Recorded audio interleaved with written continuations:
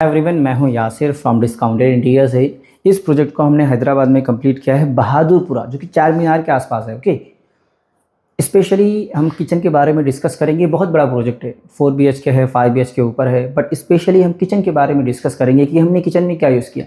मैं आपको बता दूं, एक्रेलिक्स दो टाइप्स के होते हैं। एक इंडियन एक्रेलिक होता है, एक प्रीमियम, जिसे हम जर्मन ब्रांड कहते हैं।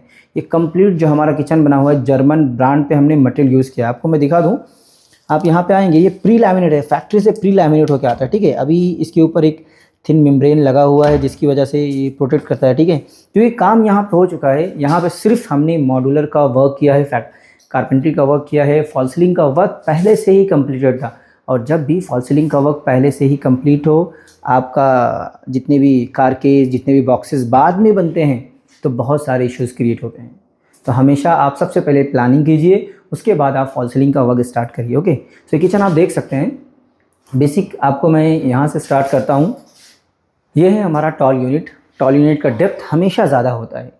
सो हमें ओवन, माइक्रो ओवन हमारे स्टैंडर्ड चेस्ट लेवल पे चाहिए था, इसीलिए हमने नीचे स्टोरेज को दे दिया है। This is the platform. यहाँ पे कंप्लीट क्लाइंट को ग्रेनाइट चाहिए था। सो हमने यहाँ पे देखेंगे जितने भी प्लेटफॉर्म यहाँ पे यूज़ हुए हैं, वो ग्रेनाइट्स के ही यूज़ हुए हैं।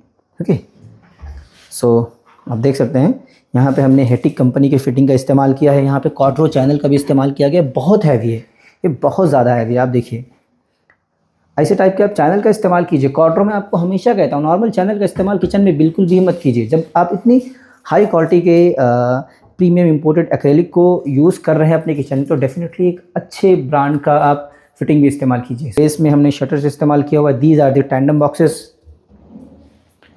ओके, ये हमारे स्टोरेज हैं। वॉल यूनिट देखिए, वॉल यूनिट पे हमारे पास बहुत से ऑप्शंस थे।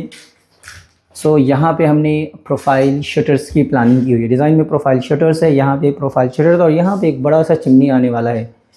देखिए, and these are the loft. Okay, अब आप कहेंगे कि wall unit I think around 10 inches के आसपास अंदर है, एंड ये प्रोजेक्ट हुआ है आई थिंक अराउंड 10 इंच के आसपास। ऐसा क्यों हुआ?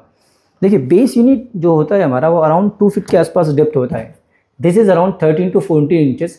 बट हमें जब हम टॉल यूनिट बनाते हैं, सो हमें base unit, tall unit and loft को सिमिलर डेप्थ पे रखते हैं, सो दैट ये एक लुक क्रिएट होता है इसी टाइप का।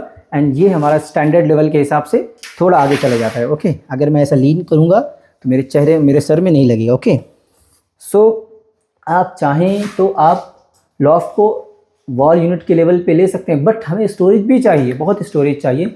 दैट्स वाई, और एक डिज़ाइन भी क्रिएट करना है, इसीलिए हमने loft, tall unit and base एक ही लेवल में रखा है। Okay, so come to this way, ये हमारा एक स्टोरेज यूनिट है। अभी मैं आपको कह रहा हूँ, पूरा काम चल रहा है। अभी बहुत सारे काम पेंडिंग है, इलेक्ट्रिक के काम, बोर्ड्स वगैरह रखे हुए हैं यहाँ पे। So these are basic. Okay, and ये जो आप देख रहे हैं, ये हमारा है पिलर्स। ओके, दैट्स वाई हमने इसे ब्लॉक कर दिया है, ताकि वो डिज़ाइन में भी कवर अप हो जाए। ये हमारा रोलिंग शटर्स। सो रोलिंग शटर का कंसेप्ट भी I think it's new in the markets, but पहले से ही चलता हुआ रहा है, बट ये अभी ट्रेंडिंग में हुआ है। सो आप इसमें यूज़ कर सकते हैं रोलिंग शटर्स को। ये हमारा फ्रिज का पूरा प्रॉपर एरिया है।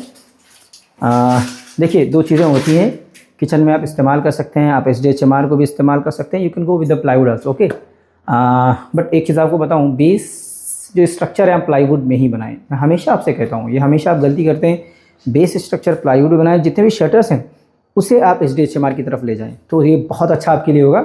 आपका किचन का स्ट्रेंथ काफ़ी ज़्यादा बढ़ जाएगा। ओके, सो जैसे कि मैं आपसे कह रहा था कि आपको सबसे मेजर इश्यूज़ बताऊँगा फॉल सीलिंग के बारे में, हमारा लेआउट प्लानिंग के बारे में। लेआउट प्लानिंग में क्या होता है, सबसे पहले हम देखते हैं फॉल सीलिंग की डिज़ाइन फाइनलाइज़ करते हैं। हमें हमारे जो भी हमारे वार्डरोब जा रहे हैं उसकी डेप्थ एंड एवरीथिंग फाइनलाइज करते हैं। इशू क्या होता है, देखिए, फॉल सीलिंग का वर्क पहले से ही किया हुआ था।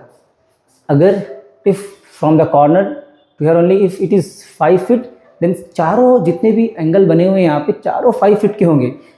बाद में क्लाइंट को फर्नीचर का काम कराना था, सो वार्डरोब का डेप्थ 2 फीट आया। 2 फीट आने के बाद ये आपको सिर्फ और सिर्फ 3 फीट मिल रहा है, बाकी चारों आपको 5 फीट मिल रहे हैं। सो कहीं ना कहीं ये एंगल हमारा पूरा only fall ceiling planning and furniture planning की वजह से ख़राब हो जाता है।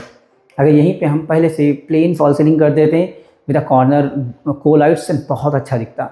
तो हमेशा इस बात का ध्यान रखिए कि फॉल सीलिंग एंड जो बॉक्सेस, कारकेस, वार्डरोब्स होते हैं, प्लानिंग कहीं ना कहीं आप सिमेट्रिकल कीजिए, साइमल्टेनियसली कीजिए। उससे क्या होता है, आपको सारी चीज़ें क्लियर हो जाती हैं। सबसे पहले फॉल सीलिंग की प्लानिंग कीजिए, एसी की प्लानिंग कीजिए, देन कहाँ कहाँ आपको वार्डरोब आ रहे हैं वहाँ पे प्लानिंग कीजिए, उसके हिसाब से आप डिज़ाइन को क्रिएट कीजिए। तो ये जो इंपॉर्टेंट बातें हैं, मिलते हैं अगली वीडियो में गाइज। मैं हूँ Yasir from discounted interior. Bye bye.